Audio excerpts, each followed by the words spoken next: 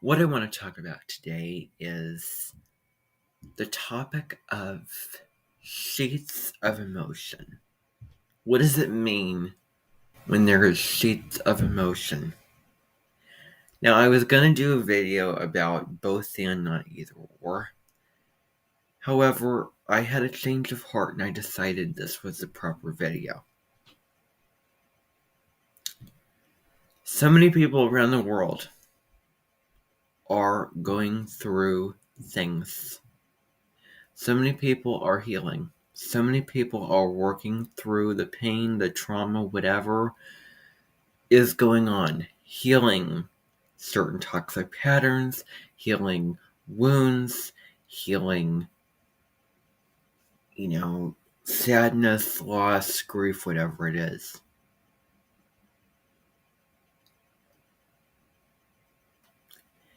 If a single person comes to me and starts talking about gratitude,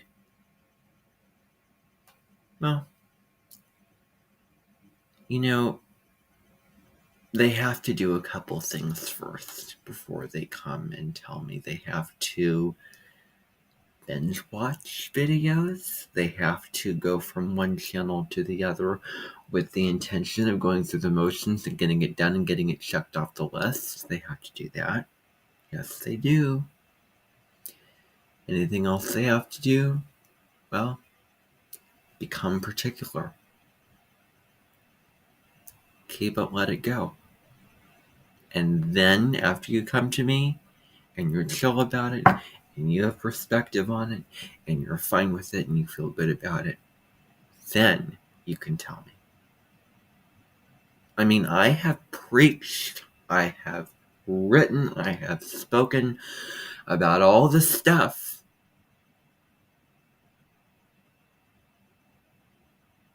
And yet, there's still more. And I feel like I've drained so much. I have exhausted so much information. So much intellectual information. So much astrological information. And I've also ruined my interest and curiosity in things. I have ruined the value of discovering new things. Because what did I do? I discovered a whole bunch of things, one after the other. Boom, boom, boom. Go to this channel, watch this video, keep it or leave it, become particular. That experience, what I've done over those 2 days in July, it has completely colored my curiosity and interest, and I'm sick and tired of talking about it. I'm sick and tired. I don't want to talk about it. I really don't want to talk about it. And if anyone comes to me and tells me that what I'm talking about is petty, well, they're going to be the ones, especially those people who are going to have to go through it. If you've gone through it, if you do the same things as I did and you say, oh, that's petty, well, okay. But it does not check out unless you have done what I've done. Now, here's the thing.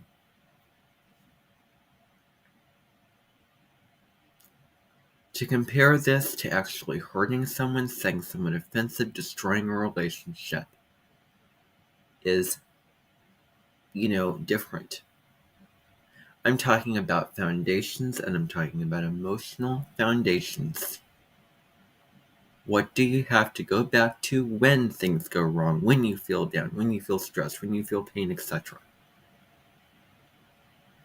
Do you feel good about what you have? Do you feel abundant? Do you feel like there's so much of that? Or do you feel like it has been distorted and changed and you don't feel like you have real foundations to go back to? Now, that's one layer of it.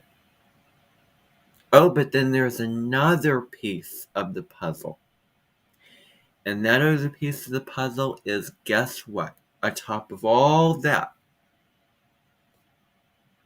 I have a YouTube channel and I make videos about this stuff.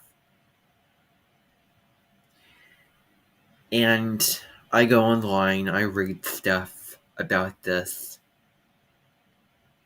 And then I feel like I use it and abuse it.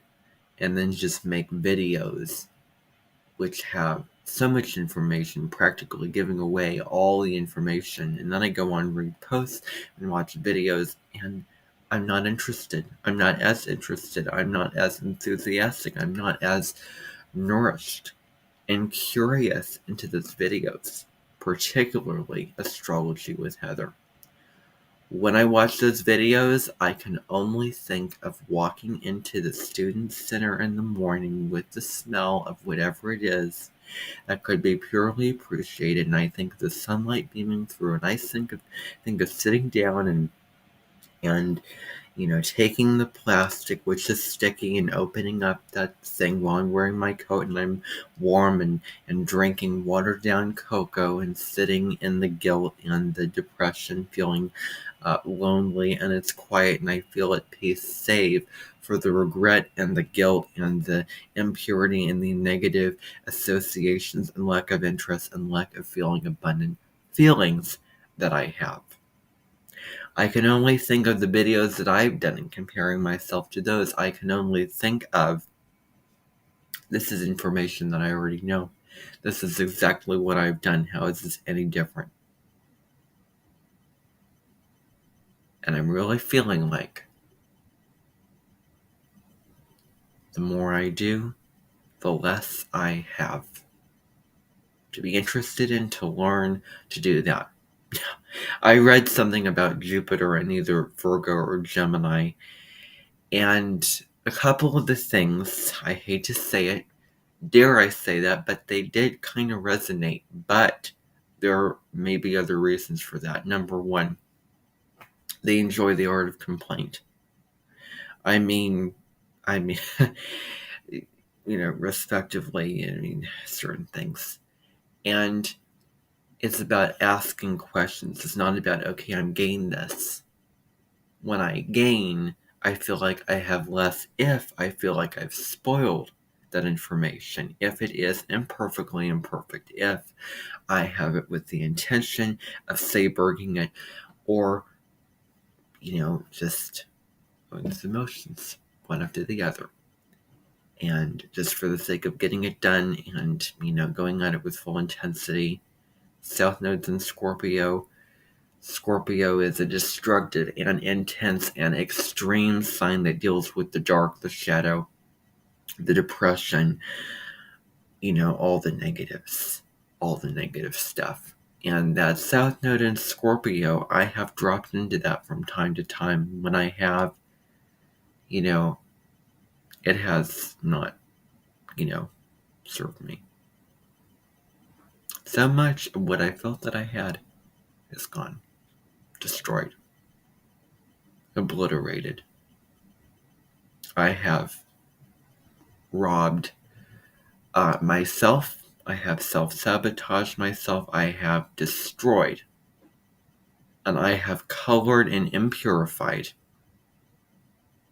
curiosity, abundance, and it comes in cycles, one after the other. Sometimes it's there, then it goes away, comes again, but then it's very fragile, and any little thing, I need to take care of this. This is not how this should be. I have this thing to work on for what? I'm going to type hard on my keys just to get this done. I didn't finish this video. I don't know. I didn't, watch this with the mindset of getting it out of it, or, whatever it is. Any little thing could just break the ice. Information is fragile. That's how I feel. It was much more resilient, but those foundations and that ground used to be pretty solid and pretty unbreakable. Now, it's so thin that any little thing could just crack. the ground, which is abundance. I can't believe I have to sit here and try to explain abundance. I should just unconsciously be experiencing without, getting to it and begging for it. Begging for feeling that, oh, well, there are those types of people who say, oh, you have to, law of attraction, try to make yourself feel that way and try to be in an attitude of gratitude and this and that. If I hate to say this, I really do. I would not recommend seeing Teal Swan if you're in a desperate mental breakdown, depression situation.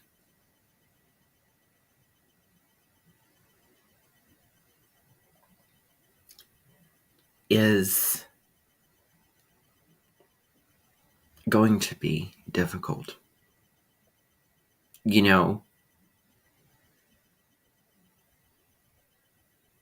don't want to hear the intellectual advice. I'm sick of hearing that. I'm sick of hearing it. I'm sick and tired of hearing all the things about, you just get in that state and you do whatever. And I myself have talked about it and I've written about it.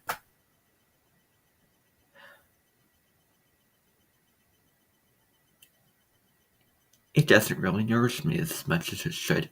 And I'm not going to, try to see if it's good enough or subpar, try to think about how it nourished me or try to appreciate it. No.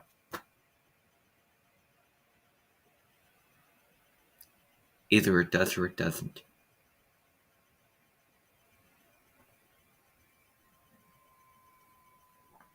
Scorpio is a sign that at worst is destructive, and you have only a few things that you have left that are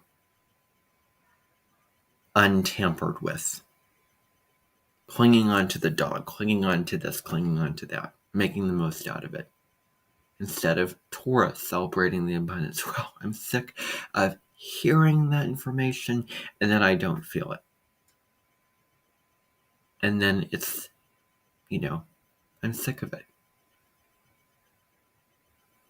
And I'm sick of going in the morning every single day.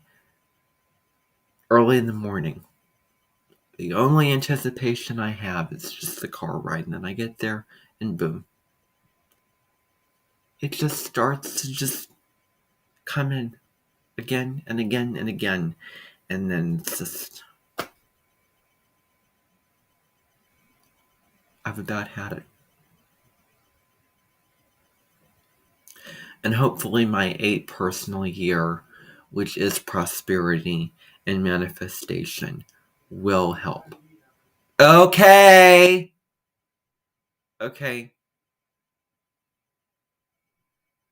wanted to make this video